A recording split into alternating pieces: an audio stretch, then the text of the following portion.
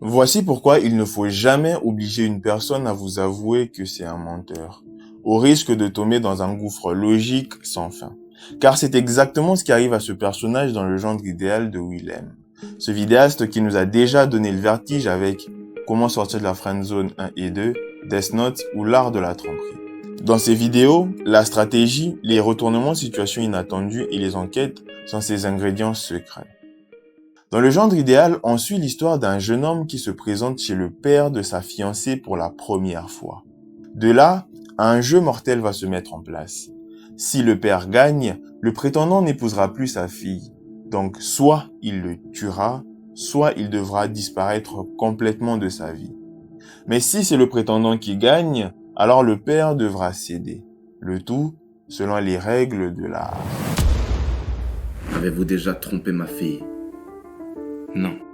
Mais plus tard, le père va découvrir que le jeune homme qui se fait appeler William est en réalité un imposteur, et donc qu'il a menti.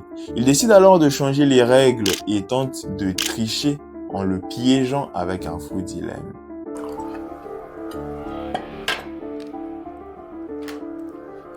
William, ou quel que soit votre prénom.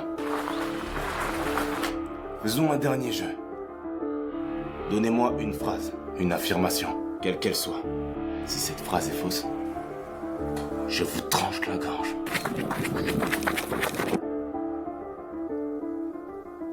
Et si cette phrase est vraie, je vous mets une balle dans la tête.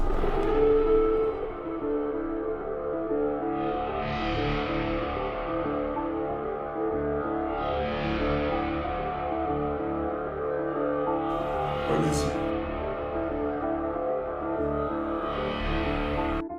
Maintenant, pause. Essayons de trouver une phrase capable de répondre aux conditions que le père nous propose. Une phrase que si elle est vraie, le protagoniste mourra d'une balle dans la tête, et si elle est fausse, il mourra d'un coup de couteau dans la gorge. Mais nous, notre but est celui de sauver le protagoniste. Alors, qu'auriez-vous dit pour le sauver? Pour ceux qui connaissent déjà la réplique de Willem, essayez d'imaginer une autre réplique, une autre phrase possible et capable de répondre aux conditions que le père nous propose. Allez, vous avez 5 secondes.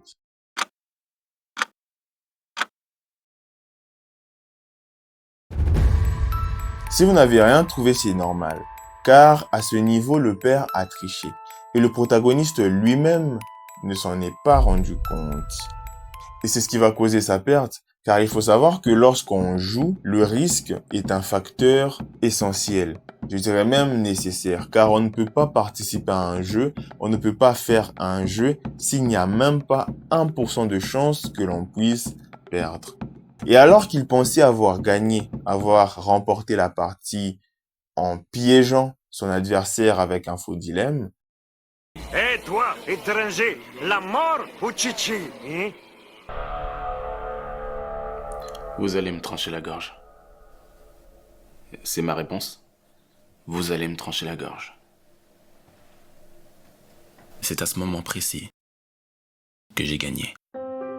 S'il choisit de me trancher la gorge, cela voudra dire que ma phrase « vous allez me trancher la gorge » était bien vraie.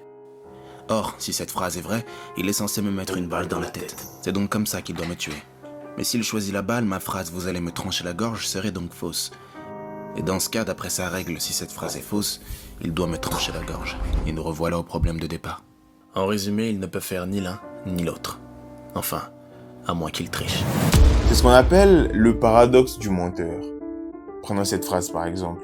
Si c'est vrai que je mens, alors c'est faux, car effectivement je vous mens. Pourtant, si cette phrase est fausse, et que donc c'est faux que je vous mens, alors la phrase est vraie. Et nous voilà dans une boucle infinie. C'est ce qui fait que cette phrase n'est ni vraie ni fausse. Elle navigue en réalité entre ces deux pôles à la fois. Et c'est ce qui va permettre notre protagoniste de gagner ce bras de fer. Donc maintenant que vous avez la solution, essayez d'imaginer une phrase qui est vraie et est fausse à la fois. Allez, vous avez 5 secondes. Top chrono. Quand vous avez un peu la flemme, à la place, je vous propose d'étudier comment vous pouvez utiliser ce paradoxe dans un récit littéraire, par exemple.